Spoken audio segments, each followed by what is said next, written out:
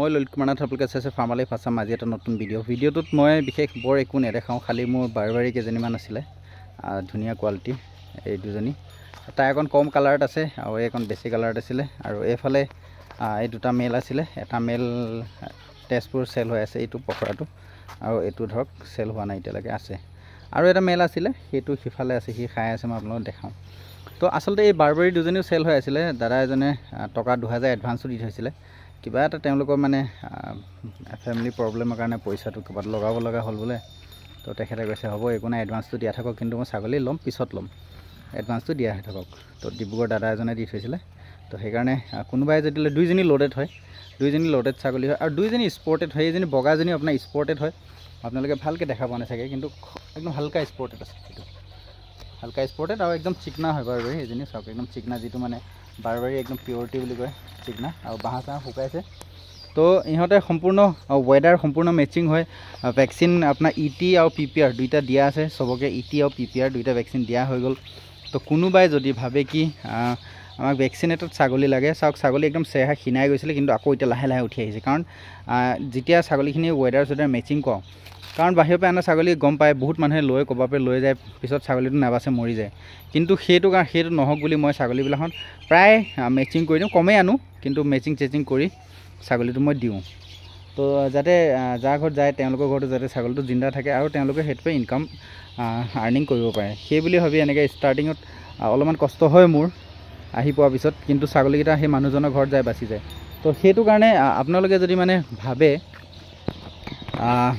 মোৰ পৰা ছাগলী ল'ম বুলি, তো আপোনালোকে মোক কণ্টেক্ট কৰিব পাৰে। চাওক ইয়াত যিহেতু মোৰ ফাৰ্মখন ইয়াত বৰ বেছি, মোৰ বড়ো ফাৰ্মখন ধুনীয়াকৈ বনোৱা আছে, বাকী এইখিনি ছাগলী থাকিবৰ কাৰণে যিখিনি মোৰ বাৰবাৰীখিনিতে থাকিবৰ কাৰণে ধুনীয়াকৈ মানে বনোৱা আছে। কিন্তু যিটো চেলৰ কাৰণে মই ছাগলী আনো, এইখন মোৰ গৰুৰ ফাৰ্মখন ভাইটিয়ে বনোৱা ঘৰটো হয়, ঘৰ বনাই আছে ভাইটিয়ে, ধৰক তাতে ৰাখোঁ মই। আৰু কামবিলাকত চলি আছে, কিছুমান ইয়াত উল্টা পুল্টা বস্তু, এইপিনে বাঁহ ইটা সেইবিলাক মানে তিনিচুকীয়াৰ পৰা আহোঁতে ভাঙা চুফাৰ সেইবিলাকতে কুকুৰটো শুৱে, ঠাণ্ডা দিনত কুকুৰৰ কাৰণে এনেকৈ পাৰি দিওঁ, সেনেকৈ এনেকৈ পৰি আছে। তো কিন্তু হ'লেও মানে আপোনাৰ ইয়াত মই এটা সৰুকৈ টিঙৰ অকণমানিকৈ এটা চালি দি সেইটো দেখিছেনে, সেইটো থওঁ, সেইটোত মই ৰাতি থওঁ মোৰ ছাগলীকেইটা, গোটেইকেইটা তাত ৰাতি সোমাই থাকে, বৰষুণ চৰষুণৰ বাচে, ঠাণ্ডা হ'লেও বাচে। তো এনেকৈ বোলে ৰাখি পেলাই ইহঁততে ইয়াত ধৰক মই 8-10টা ছাগলী বেচিবৰ কাৰণে ৰাখোঁ। 8টা ছাগলী আছিলে, চেল হৈ পেলাই আপোনাৰ 4টা ছাগলী, 3টা ছাগলী আছে, ধৰক 4টা আছে। এইটো আছে এটা, ইয়াও আপোনাৰ পূৰা ভেকচিনেশ্যন হয়, এজনী আছে প্ৰেগনেণ্ট, তাৰপিছত সিফালে বগাজনী আছে ভেকচিনেটেড আৰু প্ৰেগনেণ্ট। তো আপোনালোকক সম্পূৰ্ণ গেৰাণ্টি এটা ছাগলী দিব পৰা যাব। মানে আপোনালোকে পানীত পেলাইছে বুলি কেতিয়াও পইচাটো ভাবিব নালাগে, কাৰণ ছাগলীটো যি থাকিলে আপোনাৰ ছাগলীটো ৰিটাৰ্ণ দিবই দিব। আৰু এটা ছাগলী আছে, সেই ছাগলীটো মই দেখাই আছোঁ, সিপিনে যায়, তাৰ বিষয়ে মই তাৰ ওচৰত যাই ক'ম। একদম লাষ্ট যিটো মই আপোনালোকক কৈ আছিলোঁ, এটা ছাগলী আছিলে যিটো মানে ডাঙৰ ছাগলী হয় অলপমান, এইটো হয় ছাগলীটো, বল। এই ছাগলীটো আপোনাৰ খুব হেভি এণ্টিবায়'টিক লগাব লগা হ'ল, কাৰণ 5 দিনমান এণ্টিবায়'টিক কৰোঁতে সি ভাল নহ'ল। যেতিয়া তাক আকৌ মানে মই আকৌ এণ্টিবায়'টিক আকৌ 2টা এণ্টিবায়'টিক কৰিছোঁ, 7টা এণ্টিবায়'টিকত ছাগলীটো ঠিক হৈছে। কিন্তু এতিয়ালৈকে তাৰমানে খানা খোৱা যিটো মানে তাৰ হেৰিটো ৰাপটো, সেইটো এতিয়ালৈ হোৱা নাই। এতিয়া লাহেকৈ আকৌ ধৰক মই লিভাৰ টনিক দিব আৰম্ভ কৰি দিছোঁ আজি 2 দিনমানৰ পৰা। তো খাইছে খানা চানা। তো এই ছাগলীটো চাওক, এই ছাগলীটো আচলতে মই বেছি থৈছিলোঁ এজন কাষ্টমাৰ এজন আছিলে মোৰ, হেৰি কি কয়, জাগিৰোডতো ভাইটিটো আহিলে। অহাৰ পিছত মই ক'লোঁ ছাগলীটো বেমাৰ হ'ব পাৰে, হোৱা নাই এতিয়ালৈ, হ'ব পাৰে, কাৰণ মানে অকণমান দেখিছোঁ মই বেমাৰ হওঁ হৈ আছে। তো তাৰপিছত সেইটো জেগাত বেলেগ এটা দি দিলোঁ, কাৰণ ছাগলীটো সেই মানুহটোৰ ঘৰত যায়, সেই যোনে কাষ্টমাৰটোৰ ঘৰত, সেই কাষ্টমাৰটোৰ ঘৰত যাই পেলাই যি থাকিব লাগিব তো তেতিয়াহে সেই ফাৰ্মাৰজনে নতুনকৈ যিহেতু কাম এটা কৰিব আৰম্ভ কৰিছে, তো সেই মানুহজনে তেতিয়াহে ভৱিষ্যতলৈ ফাৰ্ম এখন কৰিব পাৰিব।